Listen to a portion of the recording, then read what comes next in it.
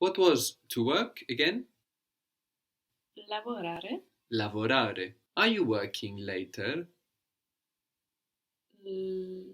Lavori più tardi.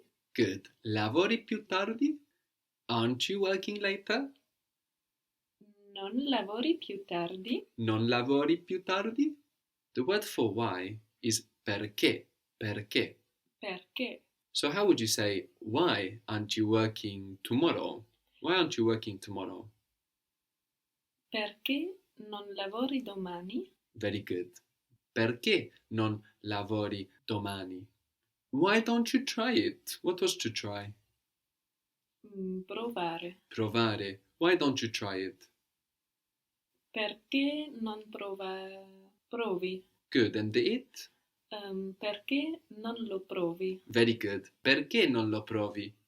So what was why again?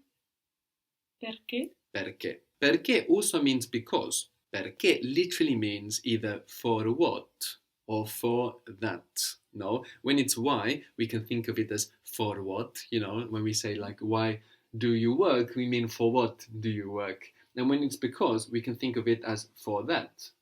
Because I'm working, for that I'm working, for a reason that I'm working. So che means both what and that.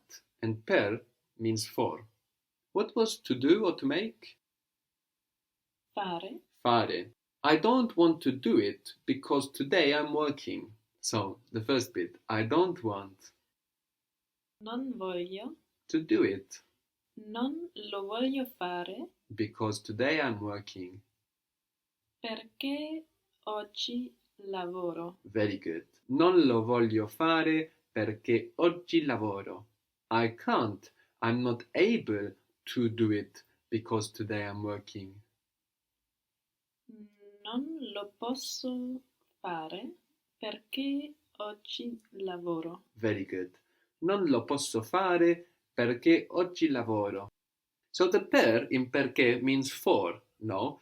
It's the same as in per mile, no? When we say per mile, we mean for mile. Per gallon, it means for a gallon. The word for please in Italian is per favore, per favore, Per favore. meaning for favor. So when you say please, what you're actually saying is for favor, for favor. For and per are actually the same word, or they come from the same word, depending on how you look at it. In different languages, or in even the same language, sometimes a consonant can shift. It can become another consonant. This can happen between similar sounds, as we've seen between V and B, or it can happen between sounds that seem totally dissimilar to us. For example, P and F. There are a lot of changes between P's and F's in different languages. For and per are actually the same word. All that's happened is that the P has shifted to an F. You can find this in other places, for example. Have you heard the word in English fable? Yes. Yes? Yeah. So it's not a very common one. Related to fable, we have to speak in Italian. So fable in English means like a story, like a tale, and these tales were told. And to speak is parlare. Parlare. P-A-R-L-A-R-E. Parlare. So this again is the P to F shift, like for and per. You as a German speaker, you can find this in very high concentrations between English and German, if you think about it. Apple, Apfel, path, Pfad, ship, Schiff, and so on. Many, many. In Italian, not so much, just a few here and there. But we can remember parlare, to speak, related to fable. The word for Italian is italiano. Italiano. I speak Italian. Parlaro. No. Parlo italiano. Parlo italiano. Very good. Do you speak Italian? Parli italiano. Parli italiano. Parli italiano. Don't you speak Italian? Non parli italiano. Non parli italiano. I speak it. Io lo parlo. Very good. And very good finding the io, intuitively, because you are making that contrast, so you are emphasizing. Non parli italiano, io lo parlo. Why don't you speak Italian? Perché non parli italiano? Perché non parli italiano? Maybe a strange thing to say in Italian.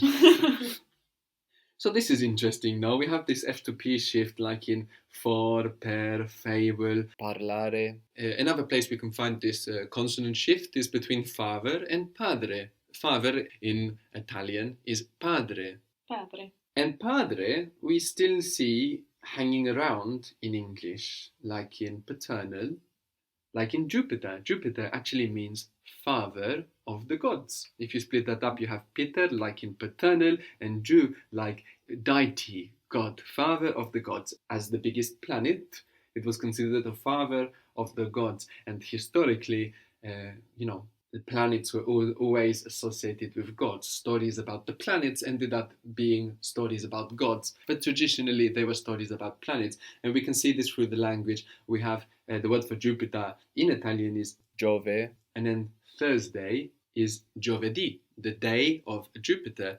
And it's the same in English, even though it doesn't appear like it. Thursday is Thor's day, and Thor, the god Thor, the guy with the hammer, no, it's just a manifestation of Jupiter, the planet associated with thunder and storms and the sky generally. Zeus, the sky and thunder god in Greek mythology, and also the god of the gods or the king of the gods, again, Jupiter, father of the gods. So Zeus, Thor, Jupiter, all the same person or the same idea. You can also see this in German, no? You have in German the word for Thursday is Donnerstag. Donnerstag, which means thunder's day, of course.